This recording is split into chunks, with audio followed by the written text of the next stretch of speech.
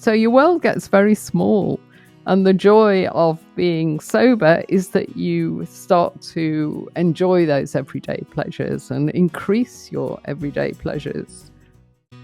This is the Healthy Lifestyle Solutions podcast, and I'm your host, Maya Acosta. If you're willing to go with me, together we can discover how simple lifestyle choices can help improve our quality of life. Let's get started. This episode is for you if you are ready to put down the glass and take back your power. The founder of Tribe Sober, Janet Gourand, is here to share her sobriety story. We will discuss how she knew she needed help and why alcohol is so normalized. A modern recovery movement is happening as more and more people wake up to sobriety, and you need to learn about it. Stick around. Welcome, Janet. Thank you. Thank you, Maya. It's lovely to meet you. I listen to your podcast as well. Ah, wonderful. Yes. And you're I don't know if I said that at the beginning, but you do have a podcast also by the same name, which is Tribe Sober. And I did say before we started recording, it's so nice to put a face to the voice that I hear during my evening walks when I take my little min pin out for a walk. Because right now we're experiencing an extreme heat. So I walk in the evening around maybe 7:30 or 8. So how are you? I'm good. Thank you, Maya. I go for a walk by the sea every evening at 6 o'clock, which is the time that I used to open my wine. And I take my chihuahua with me, and I've got my headphones on, and I often listen to you. So it's Oh. amazing, isn't it? I love podcasting. I really do. Yes, thank you. I do say that, and I often say on my show that I'm a heavy listener of podcasts. Even before I became a podcaster, one of the best ways that I learned to take control of my health was listening to an evening radio show, which you and I probably would agree would have been considered a podcast back then. Yeah. Um, because there was a membership associated with that as well. But I would listen. This guy would go on from like midnight till 4 in the morning, talking about all sorts of topics. And as a member, I could listen on the app during the daytime because there was no way that I was going to stay up till 3, 4 in the morning to listen to the entire show. But to me, that was a podcast. So I do see a benefit to the information that we can share free of charge like this on podcasts. And I am so, so honored to have you on the show. I think what you're doing is incredible and you have incredible guests. So, can we learn about your story, Janet? How did you decide that you needed to go sober? Sure. Oh, well, it took me a long time to make that momentous decision, and I tend to share my story quite a lot because at the beginning of every workshop, I share my stories to make other people feel comfortable, so that they can share theirs. But I divide it into 3 wake-up calls for, brevity. And well, I started drinking at university, really, only because, I was quite shy and I just wanted to fit in and do what the other kids were doing. So I started drinking then, but it was no big deal. And then in my 20s, I lived in London. I shared a flat with 3 other ladies. I had a good job. I worked at the BBC, interestingly enough, on radio. So I feel very much in my comfort zone with this microphone here. So yeah, in my 20s, sharing this flat. And there was always wine in the flat, and we all used to drink, and I'd have a glass or 2 when I got home. But when I was 25 years old, I had my first wake up call, really. And we had some friends around and we were drinking and chatting. And, I must have had, more than a bottle of wine and didn't think anything of it. And then the next morning, I woke up in hospital and I had no idea why I was in hospital, where I was in hospital, what had happened. And my flatmates had to kind of fill me in. And it was really frightening, the story, because what had happened is about midnight, apparently, and I hadn't seemed terribly drunk or anything, they said, I just announced that I was going to bed. And I always have a bath. I still do have a bath before I go to sleep. So I'd gone in the bathroom, I guess, on automatic pilot, locked the door because we had, friends around there, other people as well. And I got in the bath and I must have promptly passed out because one of my flatmates kind of knocked on the door to say goodnight because, they're a bit worried. I'd been in there a while and there was no answer. And then they panicked and they dialed emergency services, and the firemen came round and the medics, and they had to knock the bathroom door down. And I was under the water, and if it hadn't been for that flatmate, I would have drowned. So, that is a crazy story. And when I look back now, at my great age, I think, my God, how awful that would have been. I would have wasted my whole life there. And it was a real wake up call, but it didn't wake me up. I just thought, and in fact, we all made a bit of a joke of it. It was a bit of a story. It was that story. It was, oh, Janet, did you hear about Janet in her bath? What an idiot. Ha ha ha. And if I'd had more sense, I would have thought, that's a bit strange. Maybe I should go and talk to someone about this. But no, never occurred to me. It was just a story, and carried on, life as normal. But um, I didn't have any more of those. That was a real exception, and that's why it stands out so much, And then when I was 30, I got married to first husband, not the Frenchman. And first husband was a drinker like me. So we just settled into that work hard, play hard. Again, we both had good jobs, and we'd come home in the evening, have a shot of Jack Daniels, and then open the wine, have wine, while we were cooking, wine with dinner. And I guess I was averaging a bottle of wine a night and more at the weekends. And all our friends drank, and we'd have those dinner parties that go on till 3 a.m. and there were empty bottles everywhere. And we just thought we were, having a good life. And we were, in a way. It was certainly fun. I had my son actually when I was 30, and I did manage, of course, to stop drinking for 9 months, but I was really white knuckling it. It was a long 9 months, and I couldn't wait to wet the baby's head, as they say. So yeah, and I was they call it mommy juice these days, but I mean, my son is 40 now, but back in those days, all the moms, we would go to the kids' parties, and the wine would be out. The sweets would be there for the kids, and the wine would be there for the moms. So yeah, that was my 30s. And then in my 40s, I got divorced and remarried. And that's when things started changing, really, because my husband, as I've mentioned, is French. And the French don't really drink like the English. They're a bit more sensible. They tend to drink with their food, and they tend to be connoisseurs, whereas the English go for their binge drinking, and it's a completely different vibe. And he noticed that I was putting away a bottle of wine a night, and he said, it's not good for you to drink so much. Why don't you cut back a bit? So to please him, I cut back. I tried to cut back, should I say.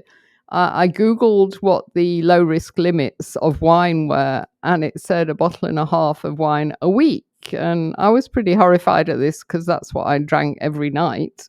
So I tried, and I really tried hard. And I remember I had a little notebook, and I used to write down how many units I'd drunk. And, I would manage till about Wednesday, and then I would realize I'd had more than my 14 units. And sometimes I would behave myself for weeks at a time, and then one night I would just drink till I blacked out, and then we'd have a row in the morning, and I was really trapped. And it makes me laugh now because I think back to those days, and if only I knew then what I know now, which is it's so much easier just to ditch the stuff, because once we've crossed a line with our drinking, which I was totally dependent, you can't go back and control it because you're dependent. So, but I wouldn't accept that at the time. I just wasn't ready. So we carried on. And then in my 50s, I had my second wake up call, which was breast cancer. And I know now that there is a proven link between heavy drinking and breast cancer, but I didn't know that at the time. And in fact, my oncologist told me that it would be okay to drink wine because I asked him specifically. But I think he probably meant, the odd glass of wine. He had no idea, obviously, that I was putting away so much wine. So I carried on drinking.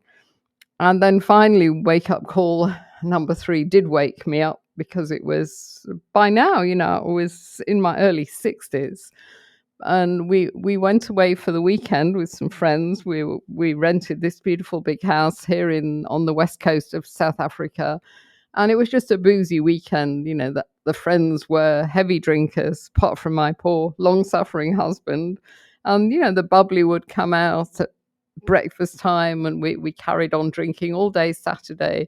Sunday morning, I woke up feeling terrible, but of course I just smiled and said I was great. And at breakfast, I chirpily piped up that I thought we should walk to the next village because I'd heard that there was a lovely place that we could rent next time we came that way. And there was this strange silence at the table, and they looked at me and they said, Janet, we went there yesterday afternoon and you were with us and you were walking and you were talking and you didn't seem to be, worse for wear in any way. And that really scared me because when I reflected back on that day, I'd lost about 6 hours, just completely vanished. And now that I've researched what happens, in those situations, it's not that we've forgotten stuff, but our brain is so soaked in alcohol that we can't even make memories in the first place. And that really frightened me because I think I knew I was damaging my body by then. The breast cancer link was beginning to surface. But the thought that I was damaging my brain, was really frightening.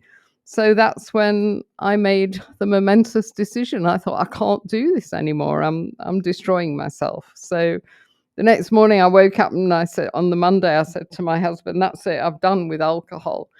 And to be fair, he didn't say, oh, I've heard that before, because he hadn't. I'd always said, I'm going to drink less, I'm going to cut down. But this time I knew it had to go. So, of course, I trotted off to AA. I didn't know what else to do. But I hated AA. I found it very negative and depressing. And, I didn't buy into the dogma of it all. So I carried on looking for somewhere to help me. And I ended up back in London, where I just found a one-day workshop. And it was nothing momentous. They just gave us a few tools and a few tips and talks about changing your behavior. But the key was that I met other women there, other people like me. Whereas at AA, I hadn't connected with the right group. I'm sure I probably could have found the right group somewhere, but the people I did meet in AA were kind of drinking in the morning, and they'd lost everything, and I wasn't there yet. So in a way, it was counterproductive for me because I started thinking, well, I'm not that bad. I'm not like them. So anyway, these women in London, we swapped numbers and we all kept each other on track. And that's where I learned the power of community. And then I returned to South Africa, carried on with the work and started to feel good. And then I realized I had so much time on my hands because I'd retired by then. Whereas at that time, I used to spend planning the drinking, doing the drinking, recovering from the drinking. But now here I was with time. And with my background in training, I thought, well, I can create a workshop a little bit like the one I went to in London, because nobody does anything like that here. So I did. There were physical workshops to start with in Johannesburg and Cape Town and London sometimes. So that was the beginning of Tribe Sober. You found that AA, which most of us think of the main resource, the main place to go for sobriety. It didn't work for you because you didn't feel like they were your peers. No. You talked about like your professional background, your level of education, and it's not that. And I totally understand, because I remember one time asking my husband about what AA groups look like in the area. Like, I've never been to AA, so I was inquiring, and he said, most of the individuals most people, like you wouldn't be able to identify with. There is one that is a little bit more private for professionals, but even then, people shy away, even though it's an anonymous or it's supposed to be an anonymous group. People, I think, don't feel safe when they Yeah. have so much to risk. They're saying, "I need help," and yet I'm also in this level of influence, or whatever it may be, and that could also deter people from going to a support group. So I really appreciate what you're doing. So I wondered, so first of all, it was your second husband who sort of Yeah. kind of said, "Hey, there's something going on What's with you going here." on? Like, yeah. Another Before bottle that, of wine? Before that, drinking to you was normal. And Yeah. and I think so many people could identify with that, in your college years. That's sort of like we hear a lot of drinking happens, a lot of partying, and it's just normal, even if you're Yeah. just having a glass of wine with your girlfriend. And it is true that you move on through life at different phases. Alcohol just seems to always be very present. Janet, just based on your experience, why do you think that alcohol is so normalized now in our cultures? Because the liquor industry is hugely powerful and they can afford to spend trillions of dollars, globally on advertising. And, I've moved through various phases in my sobriety, but these days I actually feel quite angry, and I realize that women in particular, we've been manipulated for 25 years now. And I do know a story that someone reliable told me that the liquor industry, about 25 years ago, there was a global summit and they were, brainstorming about, their strategy, and they were worried because beer sales had kind of plateaued and they needed some new product lines to stimulate sales. And, some bright sparks came up with the idea, well, women don't drink very much these days, they don't like beer. So maybe we need to start producing, more palatable wines and start targeting women. So, they've been stunningly successful to the extent that I think the average woman probably almost anywhere on the planet, obviously apart from people that don't drink because of their religion, but the average woman, I mean, I certainly believe that they really need, to have wine to enjoy their life and to have a good social life, and it's just everywhere. I make a joke of it now when I switch on a movie on Netflix and I say to my husband, okay, 5 minutes, we just make a bet, when will the wine come out? And invariably, it's a beautiful woman and she's got a big glass. And of course, we all want to be that woman. And I can see through it now. And there's been a wonderful book written by a lady called Annie Grace, The Naked Mind. And, she explains how all of this marketing, it's created limiting beliefs, and I had all these limiting beliefs around alcohol, that I needed it to have fun, I needed it to relax, I needed it to de-stress. And as a woman, I mean, I had a fairly typical experience, I think, in that in my 20s and 30s, I drank to socialize. In my 40s and 50s, as my career got more demanding, as I had the family pressure, it was self-medication. It was for stress and relaxation. So that transition, I think, is quite common. Part of it is that we sort of haven't been taught the other coping strategies that we can Yeah. use. You talked about mommy juice, and I was giggling within because it became very apparent to me. You just talked about watching films, movies on Netflix. I remember I was on a flight, and I actually do have, I don't know where it came from, a tremendous fear of flying. It wasn't always there. It's not even related to 9/11. It just suddenly appeared. So having a glass of wine was what I thought could help me get through the flight. And I recall one particular flight, I'm having a glass of wine. I chose this, what seemed like a romantic comedy, sort of, with moms. The entire movie was about drinking. And the entire movie was about just the stress of being a mom and the responsibilities and, having a career and how that impacts the marriage and women just really relying on drinking. And I remember looking at that and thinking about myself. I've never been a mom, so I haven't been in that situation, but I have my own stressors. I go through stress. It dawned on me that that's exactly what they were doing was coping with alcohol. It's become the essential parenting aid, hasn't it, really? It has. And just like you said, how long does it take before the wine appears in a movie? I Mm. see that now with many things, reality shows. Well, those are more common. I think that they push the alcohol on reality stars, but it is true how common alcohol is, and it's become even more apparent to me the as I age and as I become aware of just things that we need to do to be a little healthier.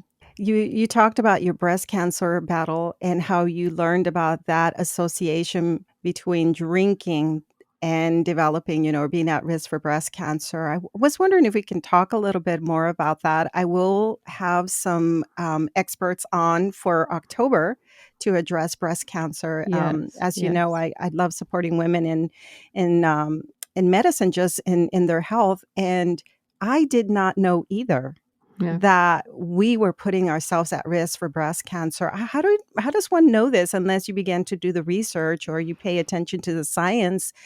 So tell us, that was a tremendous wake up call for It you. was, yes. My breast cancer was back in 2006, and certainly I had no idea at the time, and not until it was before I started Tribe Sober, probably about 10 years ago, I started to see evidence in the public domain, but it's been, again, quite scandalous, the fact that it was the World Health Organization in 1988 put out a report, a very well researched scientific report saying that alcohol was a number one carcinogen.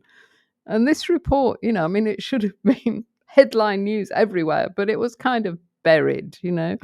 And it makes me so angry because that kind of information, we have a right to know that. And gradually, it's coming out, and now it's quite well known that alcohol is linked to 7 different types of cancer.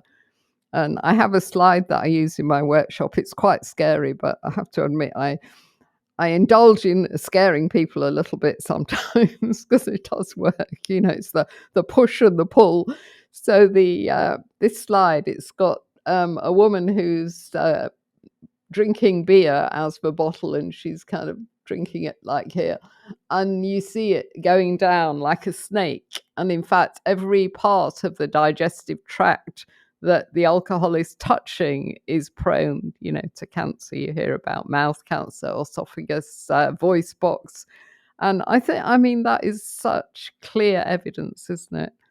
And that's, not even getting onto the breast cancer, but the breast cancer, yeah, I mean, we have this October month, and it's everybody talks about breast cancer, and it's brilliant. But I still think, we just need to get that message out there now, because they have come up with I think the official line these days is that if you want to be healthy, don't drink, full stop, World Health Organization.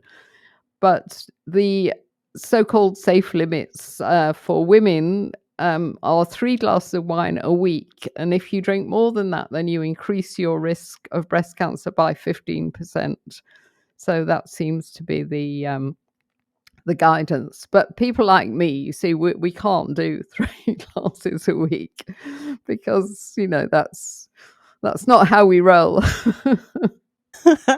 The American College of Lifestyle Medicine, when they address that question of what is a safe amount of alcohol to consume, they basically said no alcohol No, is the safest, no, no alcohol. it's And even completely if toxic. right, I saw a report not long ago, I think it was a week ago or so, where they were saying, well, for women, it's encouraged no more than 1 glass of wine. And you just touched on it. I've never met an individual that could have just one glass of wine, that could just be No. satisfied with one glass of wine. And different professions, are they celebrate the happy hours, they go out and have a good time. Um, that's when I was introduced to drinking. It was really when I was a teacher, and I was shocked to see how the teachers would go right after school, 3 p.m., 4 p.m., when school lets out. Friday was happy hour, and I just couldn't do it. I tried it. I was just like 7 o'clock at night. I was knocked out, and there went my Friday. I just could not do that. And, but it is the culture, it is the stress. And I've also heard that as more and more women, not only, are in the workforce, but women who become entrepreneurs, they have this entire responsibility as more women are entering in the field of entrepreneurship. The alcohol drinking is also going up. Yeah, yeah, and the Yeah. the work hard, play hard culture is rife. I've worked in several big corporates in my career, and every time, there was a pressure, and you'd feel if you didn't go out with your colleagues on a Friday evening, there'd be a bit of a well, you're a bit boring, aren't you? There's pressure, and again, when those of us that finally give up drinking, that's when we really discover how normalized drinking is, because one of the I mean, I'm well past that now. I'm proud of my sobriety, but in the early days, I can still remember I was embarrassed, I was apologetic, I'd hide with my little alcohol-free drink, hoping nobody would ask me what was in it, why aren't you drinking? It's really hard to deal with all that, and I think it traps a lot of people because, especially if you're quite an introvert, you don't want to make yourself the center of attention and have all these people saying, "Oh, why aren't you drinking?" And the irony of it is people often assume you're an alcoholic if you're not drinking. So you can't win really. Right. So I had a boss at one point in my life who was sober. He had been sober for 20 plus years. And at the time, it wasn't just the alcohol, it was cocaine. And he was very, very open about his recovery, and he would mentor. So I would see often people come by his office who were, he was basically like their sponsor, but also just mentoring people. And he was very, very open. And I think the more comfortable you become in telling people that this is an area that you struggle with, it loses its power over you. Um, I've heard your guests, which are also members of Tribe Sober, they come on your podcast and they share their story, and it's powerful. And the reason the stories are powerful is because one can identify with what they're saying. Perhaps not everyone had a drug problem, although we know alcohol is also a drug. Perhaps they didn't, venture off to exploring with hard drugs, but alcohol in itself um, has taken a hold of them. And it's interesting to hear when you ask them to share the story. It's interesting to hear how the alcohol moved into their life when they go through their history of what they might have suffered throughout life, traumas, whether it was something associated early in their years or the loss of someone, and then just how alcohol just moved quickly through their lives. So they also don't have to hit rock bottom very No, hard to know that no. they need help. No, I mean, in fact, I like to think of alcohol dependence on a spectrum. At one end we've got the non-drinker, and at the other end we've got the homeless man in the park. Who's an alcoholic. That word again. But in between those two extremes lay most of the population. There's millions and millions of us, and there's people that are almost alcoholics, people that are dependent, but they still hold it all together. The world is full of functioning alcoholics. I was one, and you'd be amazed at the successful people that have got a drinking issue and that are very good at hiding it.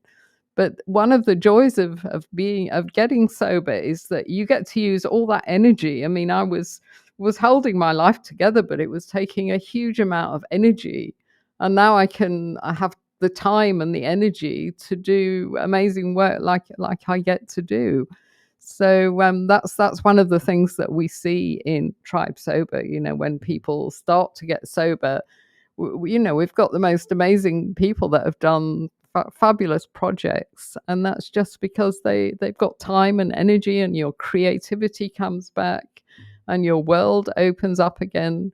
Because when we become dependent on alcohol, we lose interest in everyday pleasures. Little things like playing with the chihuahua, trying to think my everyday pleasures, and going for a walk by the sea and things like that. They just don't hit the spot anymore. They don't trigger the dopamine, because all you want to do is know, right, when can I open the wine? So your world gets very small. And the joy of being sober is that you start to enjoy those everyday pleasures and increase your everyday pleasures. On my YouTube channel, suddenly, I don't know, it could be because of what I research, this individual started popping up on my feed on YouTube, and I won't say his name, but he is a sober individual who coaches people on how to go sober. He talked about some of the celebrities that have done that and how they supported each other, and I remember when a famous, comedian was mentored by another celebrity, and the message that really drove him, the what really got him to go sober was that the other individual said to him, "You can never reach your full potential Yeah, yeah, if you yeah, continue to drink." And he was a functioning alcoholic. yeah, He yeah, he could do comedy every night and function well along with a glass of his favorite drink. But you see him today, he's very successful, and then he got another celebrity to go sober, and that's the part that I kind of one of the messages that I wanna drive with, Tribe Sober as you tell us more about it is that many of my listeners may be professionals. They may be well-educated and functioning fine, but we also know that the pandemic took its toll on all of us, and many of us reverted back to either eating foods that are not the best for our health or drinking. I'm yeah. sure I don't even know if you have the statistics, but I wonder what the percentage is of alcoholism. Oh, huge, huge. Especially in the UK, where I get a lot of information, and I'm quite plugged into what's going on over there. Yeah, but it's interesting what you said about we'll never reach our potential if we're dumbing ourselves down with alcohol. I remember I've reflected on that quite a lot, and I remember when I went to AA and I would look at these people that were really, in trouble and further down the line, and I started thinking, well, I'm not like that. But I shouldn't have been comparing myself with them. I should compare myself with the best person that I could possibly be. And that's the thing, isn't it? That is a great message. Yeah. Yeah. So tell us why Tribe Sober works. How does that, and again, maybe we don't want to compare it to AA, but I know that you have a group, a private group that where individuals can join and be anonymous. Yes, yes. I mean, but people don't particularly care about being anonymous, because I like to think that we've created an image which is about health and wellness. We're not meeting in basements with our shameful little secret. And we don't. I mean, I don't want to make this into a knocking AA thing, but we don't ask people to label themselves alcoholics, because I think everybody hates that word. And what is an alcoholic anyway? They talk about the dependence scale these days rather than being an alcoholic. So yeah, I think if I had to say why Tribe Sober works, I'd just put it in one word, and it's community. And to be fair to AA, that's what they have as well, and that's why sometimes it works there. So yeah, I mean, we have a lighter approach, I think, a more optimistic approach, and we talk about health and wellness. That's what we want to do, and we see the whole thing in two steps. We don't just want people to quit drinking, which seems to be the objective in AA, but we want them to quit drinking and then go on to learn how to thrive in their alcohol-free life, to create a life they don't want to escape from. So we don't just help them with workshops and the community to quit drinking, but we've created a path for them to discover other things, to discover things that they will enjoy doing. Because when we become dependent on alcohol, we lose touch with who we are. We lose touch with what we like doing because we think, I mean, I always used to say, well, my hobby is socializing. But of course, socializing meant drinking wine with my girlfriends. So we've put together this program, and it's not particularly structured, although it is in kind of 7 steps, because we say that, we want people to do the work, and we want them to, they can have a sober buddy if they like, which is a bit like a sponsor, I suppose. It's people that have got sober with us and they want to reach out and help. And but we also have our yoga studio. We have an online yoga teacher, we have nutritional advice, and we have hypnotherapy, and we have coaching, and we do meditation. We've got a lovely, I did a podcast with him, and it kind of happened from there. A British guy that lives in Australia called Rory, can't remember his second name, but he's our meditation teacher, and he's made a beautiful tape just for us, a video that people can watch. And then he does run courses, which he offers like 40% off for Tribe Sober members. So our things that we offer people, they're either free, the first session is free. We have recovery coaches that work on that basis, or that it's really heavily discounted. So it's really good value. And once people get to 6 months sober, we have the 6 months club, and we put them in a chat room. And it's interesting because their conversations are quite different to the conversations for the newbies, as we call them.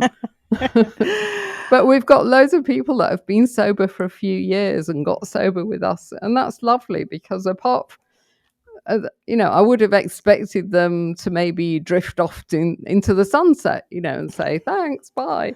But they hang around, because they love the community, they know people, and they want to inspire and help people, and they see on the group that someone's back at day one again, and they say, well, when that used to happen to me, that was what I used to do. And it's wonderful for me, because I don't want to be the guru. I want everybody to contribute, everybody that's done this, because we all, manage in different ways.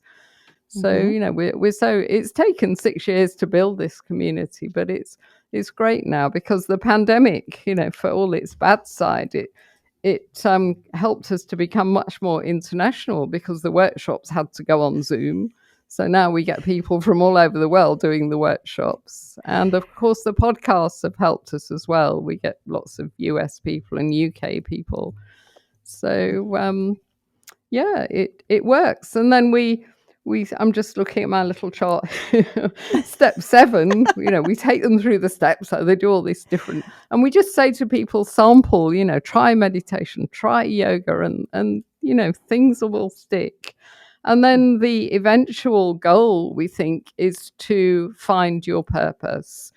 And when, we get sober, and when our head clears, we start feeling creative again, and we start having ideas. And, people in our tribe have gone on to do amazing things, or get in touch with the creative side. We've got artists, we've got our own cartoonists these days. We've got a lady that's very into trail running. She's just run across the Kalahari Desert. I don't think she would have done that while she was drinking. So yeah, I think find your purpose is important, and obviously I've been able to find mine with Tribe Sober, which is so rewarding for me. So this health and wellness umbrella that you have, this program that promotes health and wellness, seems to really tackle the areas that someone that has had drinking problems probably didn't take care of. For example, their nutrition and stress management. One thing that I have learned now that I'm very much into nutrition is that drinking messes up, it really throws off our gut microbiome, which causes us to then crave the unhealthy foods. And then we just spiral, we just get caught up in the cycle. So one of them is nutrition. And the other thing that you talked about that I really like is the idea of managing our stress through yoga and meditation. It's something that I've begun to embrace. When I was younger, obviously, I was looking into stress management, but as I get older, I understand that, it could be the change that I'm going through, that the anxiety could really, really be present for other reasons. So there is always going to be something in life that will cause us to stress, but you're offering an entire program to support individuals. So it's not just meeting in person like other groups, meeting and reaching out to your sponsor when you're having a craving or you're being triggered, but you're actually implementing lifestyle changes to, like you said, thrive Yeah, in their life, to really reach their full potential. And then, of course, going on to discover their purpose. I remember hearing a guest that you had on that said, I was now able to make decisions from like a clear place rather than having the alcohol driving those decisions. yeah, yeah. Yeah. No, So, there's so many benefits, and if you're interested in nutrition, as I know you are, Maya, have a mhm. listen to Saturday's podcast, because I've just interviewed a nutritionist who's brilliant. She's called Lindsay Beveridge, and her Instagram feed is fabulous. And interestingly, she used to drink a lot. She had a serious problem herself, so she got sober and then became passionate about nutrition and qualified as a nutritionist. And now she helps people in recovery. I think her Instagram feed is called Recovery Nutrition, and Wow. she's brilliant. I learned so much from just one conversation. But as you say, the we don't absorb the nutrients that we need, and it affects the gut lining and the microbiome, and then the menopausal thing, it disrupts all our endocrine system. I mean, it's frightening. Yes, and we But don't see it because we're so caught up in the we sort of think that that's the way we're supposed to be. I mean, I remember when I was younger, you'd go out with a group of friends, have a good time, go to a nightclub. The next day, you're dealing with a hangover, and it's almost like this bragging thing, the bragging yeah, right. Oh man, I can't deal today because of totally. last night. It's so yeah, let's celebrate that we have a hangover. It's like we earned it by partying the night before. So another thing that I found very interesting that you've spoken about was the gastro bypass surgery. Yes, did you hear that one? Please tell my listeners about that. Yeah, that's fascinating. I think you're probably referring to Gina, and she's Mhm. the second lady I think that I've interviewed that I've heard this from. Because oh no, maybe it wasn't a podcast, but we've got someone in our tribe that's had the bypass, and it's very common. And in fact, when you have to have counselling before you have the gastric bypass, and you are warned, that you might become an alcoholic. But as Gina said, she hardly ever drank, and she was already about 45, so she thought, oh well, that's not going to happen to me. But it did, and it's the psychological thing, I think, because people that are hugely overweight, they've obviously been using food to numb themselves, numb their feelings, and they just simply switch to alcohol to numb their feelings. So a big percentage of people that have the gastric bypass go on to develop an alcohol problem, and Mhm. it makes sense when you think about it. Mhm. Yes. And I came home because, like I said, I listened to you during my evening walks, and I came home to tell my husband, "Did you know about this?" Because many times with his patients, he never pushes gastric bypass surgery or anything like that, but he really encourages people to lose weight because, being overweight puts you at risk for so many different things. So people feeling desperate and wanting to take control of their health, they do this procedure. I had no idea that they could be at risk for becoming an alcoholic, and it makes sense if you're soothing yourself, Yeah, if you're numbing yourself, like you said, with food, and you can't have as much food, of course, you're gonna turn to something else. So I guess the goal is to really manage what's really, really underneath all of that. What are we trying to numb? yeah. Um, We have to find different ways to soothe ourselves, don't we? And yes. another thing Lindsay, the nutritionist, was telling me today was that she does DNA testing, so she can tell people if their dopamine is high or low naturally. And likewise with things like GABA. So she said that if we've got naturally low dopamine, then we'll probably love drinking because it gives us that lift that we can't seem to get naturally. I thought that was rather fascinating. And then she said that, and so when I thought about that, I thought, yeah, that was probably me. But Lindsay said that she used alcohol to soothe herself, to calm herself, and her GABA is deficient naturally rather than the dopamine. So she Oh. said that people like me, when they stop drinking, they'll have this, the kind of flatness, which I certainly experienced. But she was saying things like exercise, are really good if you're in that kind of category. And indeed, I did exercise much more, and it helped. Whereas Lindsay, she had to find other ways to soothe herself now that she wasn't drinking. So she did, yoga and meditation. So I thought that was so Mhm. interesting that we're almost using alcohol to make up for nutritional deficiencies that we have naturally. And obviously, it's not a good fix, but could explain things. This dopamine, the rise of dopamine that we have from drinking and then trying to get that again with the second Yeah. glass and then all of that. Is that chasing the dragon, the term that you Yeah. hear in alcoholism? You're Yeah. chasing the dragon, that Totally. initial first good feeling good how do you say feel good, The um, buzz. the buzz that you get. And then it only lasts for so long and then Yeah, yeah, 20 minutes actually. It's been yeah, researched. The buzz lasts for 20 minutes, and then you want another drink, yeah, because it actually leaves you lower than you were when you had the first drink. So you have to that's go and true. get another drink. So, when I used to go out with my husband to a party or something, for example, we'd both have one drink, then we'd want another drink. And then he'd just kind of lose interest, and I'd be, well, where's the drinks? So that's why Oh. people like me can never moderate, because Mhm. we just can't do it. Yeah. And you also say that's exactly the next question I was going to ask was on moderation. You can't moderate drinking. And I'm glad that we talk about that because even in the field of nutrition, we say that you can't just eat a certain amount of food in moderation because it never really works, especially if you have like addictive tendencies and it's hard for you to, you know, have one cookie or one chip. Mm-hmm. You can't rely on moderation because it never really works. You can't just really have one glass of wine and be done. No, no. I mean, we have people coming to Tribe Sober and they're saying, I don't want to quit drinking. I just want to learn how to moderate. So I try to be gentle with them, But my take on this is that people that can moderate. They don't join Tribe Sober to learn how to moderate because you can't.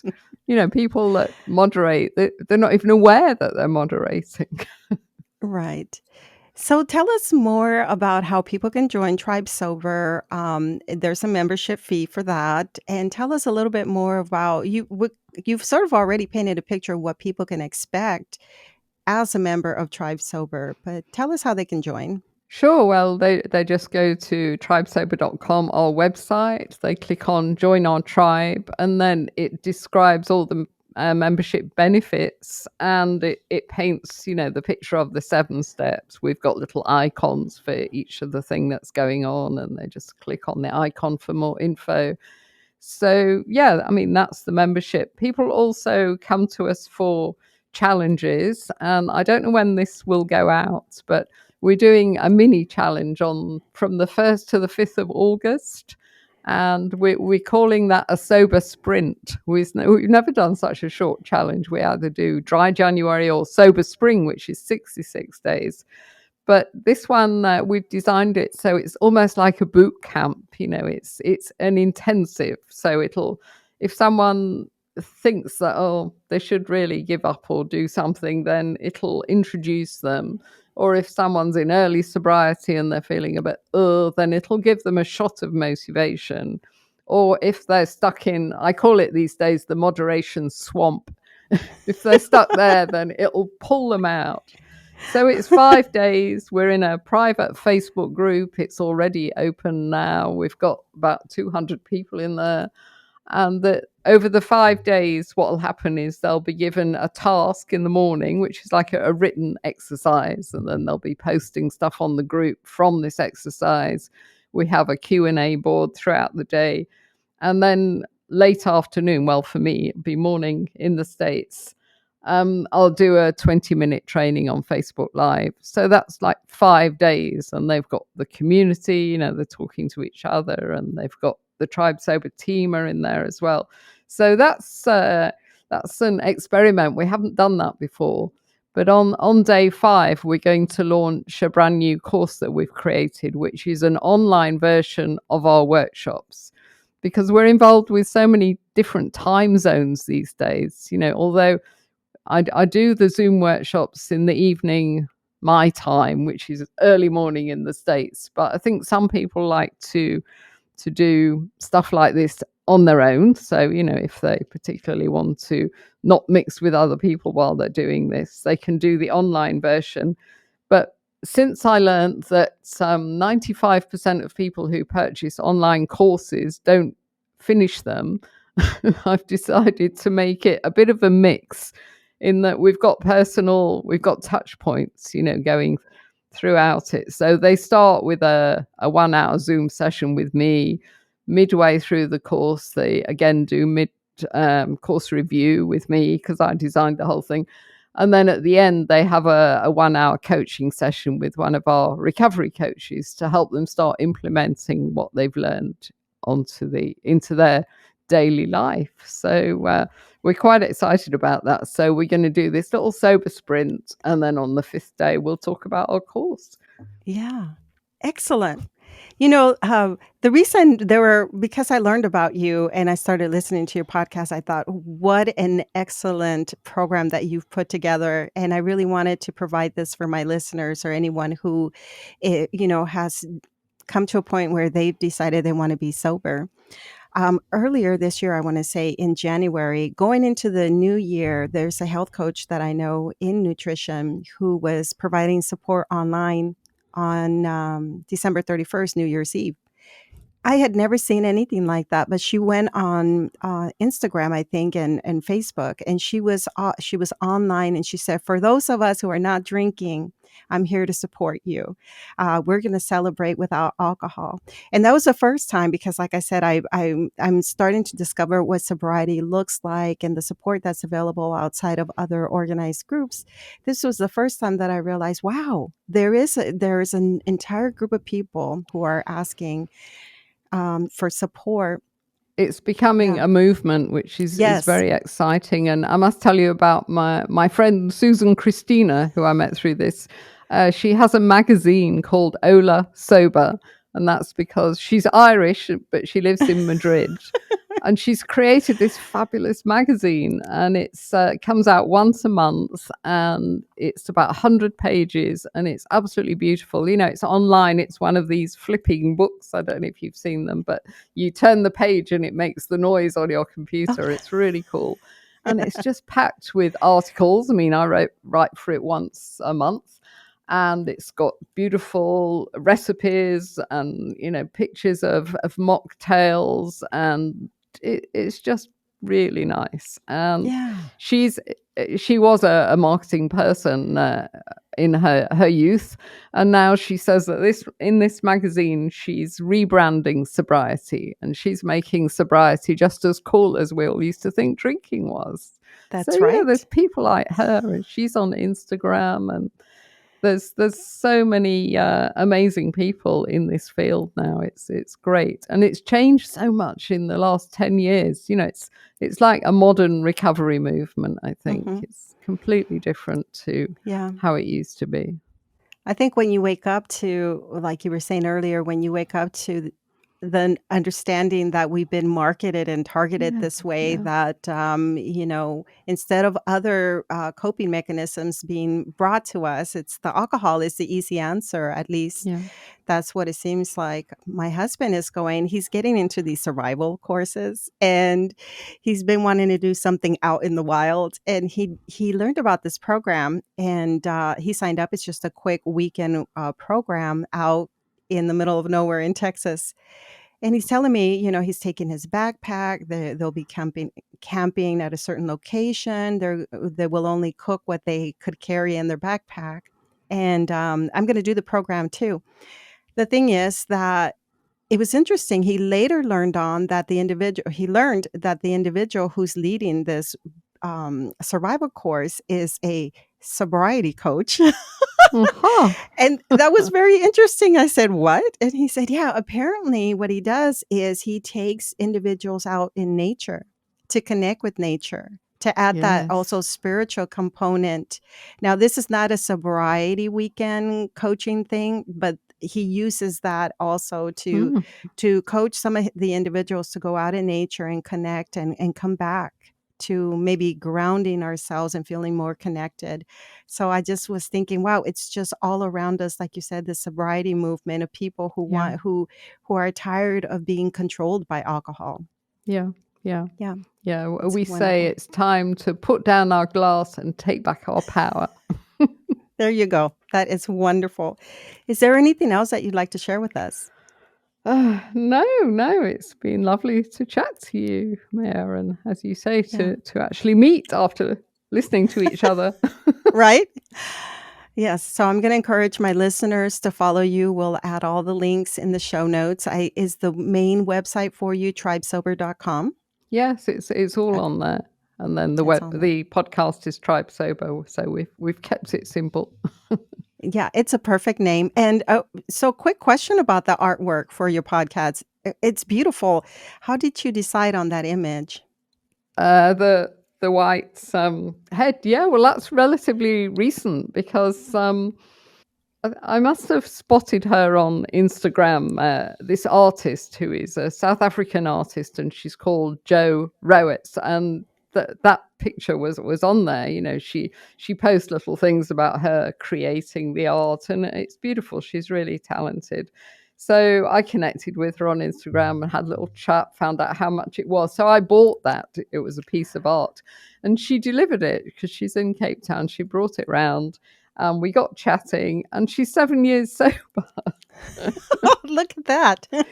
So she's been on my podcast now, telling her story, which is very funny in a kind of funny Yeah. way, about passing out in a flower bed, and the caretaker of the building came to give her a hand, and he said, "Madam, you know, how can I help you?" And she gave him some money, and she said, "Go and get me some wine." Oh, no. Yeah. So anyway, she's now 7 years sober. So she's joined the tribe, and we love having her in the tribe. And I literally, well, I asked her obviously if I could use that image, and she said yes, I'd love you to. So Yeah. that's where we got the image. But it's I nice, isn't it?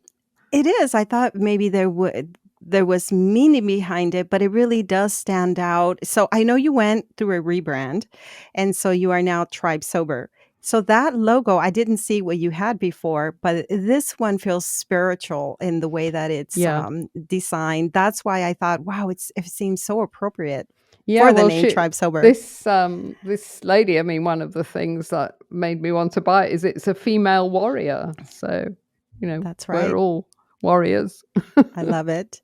Well, Janet, it's been such a pleasure meeting you. I'm excited about Tribe Sober. I think I'm going to join too. I'd love to get in the group and connect with other Yes. individuals. And I'd love to encourage my listeners to also join, get in there. And you don't have to hit rock bottom very hard to No. stop drinking. The clever people get off that slippery slope. That's right. Well, thank you again for joining us today. Pleasure. Thank you, Maya. Bye bye. Janet Gourand had a long history of heavy drinking, starting in college and continuing through adulthood. Janet faced several wake up calls during these years. When she was in her 20s, she woke up in a hospital after a near drowning. She had passed out in the bathtub. In her 50s, Janet was diagnosed with breast cancer. In her early 60s, she had a final wake up call when she realized that she had blacked out for 6 hours and couldn't remember what had happened. Not having access to her memory finally led her to give up alcohol for life. She started attending AA meetings and took a completely different approach after attending a one-day workshop in London. Janet returned to South Africa and started her workshop to help others. As her journey continued, she decided to use her professional background in training and development to design and facilitate her workshop. To support people who wish to quit drinking alcohol, Janet set up a membership program and held workshops via Zoom. People joined from all over the world. Tribe Sober is a group of people trying to get sober by creating community and support. Members can access online yoga and meditation, nutritional advice, hypnotherapy coaching, and a recovery coach, along with many other resources. During their monthly meetings, they check in with one another, celebrate achievements, and bring in guest speakers. Tribe Sober offers 7 steps to sobriety, including being connected, doing the work, and discovering your life purpose. The goal is not just to quit drinking, but to thrive in life. Members stay in touch via Facebook group and WhatsApp. Janet's podcast features members who have successfully recovered from their addictions. Janet is offering you, my listeners, a discount code. Today, she has an online course called Kickstart Your Sobriety Life. Go to tribesober.com, hit the Kickstart tab, and use KK2022 for a discount. And I'll have it in the show notes as well. In 1988, alcohol was declared a Class 1 carcinogen by the World Health Organization. The National Cancer Institute says alcohol raises breast cancer risk even at low levels. In the United States, an estimated 15% of breast cancer cases are related to alcohol. The American College of Lifestyle Medicine states that no amount of alcohol is the safest amount. As you know, reducing your risk for substance abuse is one of the pillars of lifestyle medicine. Do you feel like you're struggling with alcohol addiction and nothing you do seems to help? You're not alone. Please consider joining Tribe Sober. Friends, I joined Tribe Sober because I want to help normalize this movement of no drinking. Let's wake up to the fact that we've been sort of targeted and marketed to so that we can increase our alcohol consumption. Let's wake up to the idea that we can take back our power. I hope that you enjoy this episode. Feel free to email me with your thoughts at plantbasedmaya@gmail.com to share your ideas. Tell me what you think if this episode was valuable to you. And as always, thank you for being a listener. You've been listening to the Healthy Lifestyle Solutions podcast with your host, Maya Acosta. If you've enjoyed this podcast, do us a favor and share with one friend who can benefit from this episode. Feel free to leave an honest review as well at ratethispodcast.com/HLS. This helps us to spread our message. And as always, thank you for being a listener.